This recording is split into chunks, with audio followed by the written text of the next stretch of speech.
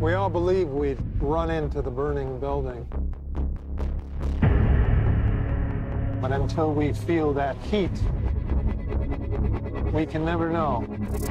What is up, everybody? Welcome back to the channel. My name is Matto, and this is the Badass Times. Please, if you're new here, hit that subscribe button for me. Give me a like and a share. Today, I'm doing my first ever movie review, so bear with me, folks. Not really used to doing it, so it's going to be a work in progress. It's going to evolve over time. Hopefully, start doing reviews all the time. But my first review is for Christopher Nolan's Tenet, which I got to see last night, and it was badass, my friends. Not his greatest movie, which we'll get to, but overall, definitely worth going to a theater to see. And I would say that it is also the only way you should ever watch a Christopher Nolan film. Absolutely the only way you should watch it for your first viewing experience. For any person to think that they can enjoy a Christopher Nolan film to its fullest extent at home, no matter how nice your theater is, no matter how nice your sound system is, your TV, your projector, no way. No way, folks. You have to go to a theater to see this. And any Christopher Nolan films ever made, if you've never seen them, do not ever watch a Christopher Nolan film for your first time, for your first viewing experience at home. There's always, just find out when they're always showing Christopher Nolan films, especially during this pandemic time. They're at all the theaters right now. You could probably go see, The Dark Knight, Interstellar, Inception, all those great ones. But yes, it was a damn good time. A hell of a ride. Okay, like I said, the movie is extremely badass, extremely fun. Was a thrilling time watching it. But was it Christopher Nolan's best film? Far from it, folks. This, I would actually say, now I obviously need time to set in, need to see it a couple more times, but as it stands. Now, this movie is better than most films released ever by a long shot. This is, Christopher Nolan's always top tier filmmaking. So even though what I'm about to say is this is his worst film, it does not mean it is a bad movie at all. It just simply means it's he's set the bar so high with so many of his other movies that, every one of them can't exceed the next one. I would rank this one really close to Dark Knight Rises, somewhere in there. So it's on that level, which I love Dark Knight Rises, and I love this movie. But will I go back and rewatch it I'll probably see it a couple more times since it's, during this time frame, especially, I'll see it a couple more times in theaters, and then I'll see it on Blu-ray. But will I go back to it over and over again? I don't think so. It doesn't have, that punch to the gut like a lot of his films do. That being said, the performances were all incredible, although I think he shouldn't have tried to put the weight of this movie on the shoulders of John David Washington. He is not there yet as a leading man movie star. Is he really good in the film? In moments, but he does not. You can see the cracks in his performance. You can tell he's trying to act. He is not at the caliber of, a bona fide movie star is. He is not, Leonardo DiCaprio, leading Inception. He is not Matthew McConaughey leading Interstellar. He is not his dad, Denzel Washington, leading all the badass, incredible films he's made over the years. He's just not there yet. Doesn't have enough experience. But everybody else in the movie, stellar work from Robert Pattinson, Elizabeth Debicki. The standout probably in this movie is Kenneth Branagh. The great actor that he is, and even greater filmmaker, director that he is. He is going for in this one. He is a bad guy. And when I say bad guy, I mean he is an asshole. And he is an extreme villain in this. So some of the stuff he does especially towards women, I'd have to say, is, it's going to be hard for some people to watch. But, it gets to a larger point, and, that's part of one of the subplots in the film with Elizabeth Debicki's character and Kenneth Branagh's character, which is probably the best moments of the movie in terms of character development and stuff, which leads me into one of my main flaws of the movie, besides the John David Washington stuff, which I like the kid. But the major flaw with the movie overall is its character development, is its soul to the film. You don't really. It's all just on top. Like, it's just you're just watching this happen.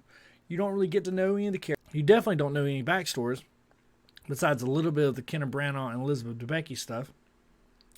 You know absolutely nothing. And it makes no sense to me that they don't give him any backstory, considering he is the central. You're supposed to be rooting for him. John David Washington's character. You have nothing to grab a hold to in this movie, and I mean nothing. Like, he literally says it. I can't get into it. There's no spoilers, but he is. You understand what I mean when I say it. Once you see the film, he is just the lead protagonist. So, and they don't. He's just a shell of a lead protagonist in an action film. Now, maybe that's on purpose. Maybe Christopher Nolan's trying to get to, trying to make a statement of some sort about, modern day action blockbusters, because that is the case with a lot of them. A lot of them just don't have no heart, no soul, no character development. Very thin story telling is going on right now in Hollywood, and it has been going on for the past probably 10 years. It's just surface level bullshit half the time. So kind of like a perfect example is Michael Bay's Transformers movies. Just all surface level, mindless action bullshit.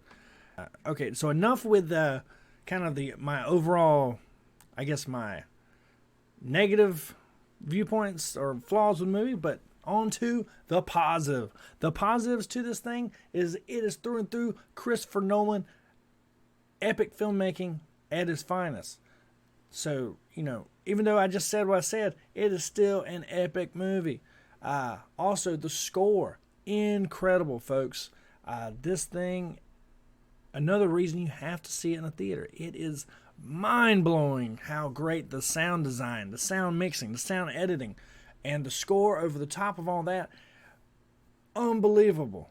Now, here's something that a lot of people call a flaw of Christopher Nolan films, is when he does his audio mixes, he tends to have the way the sound design is set up, or the mix is set up, he has the actors' dialogue at the lower level with sound effects and score over the top of that. So, which I love. I think it's ingenious because it makes you pay attention more.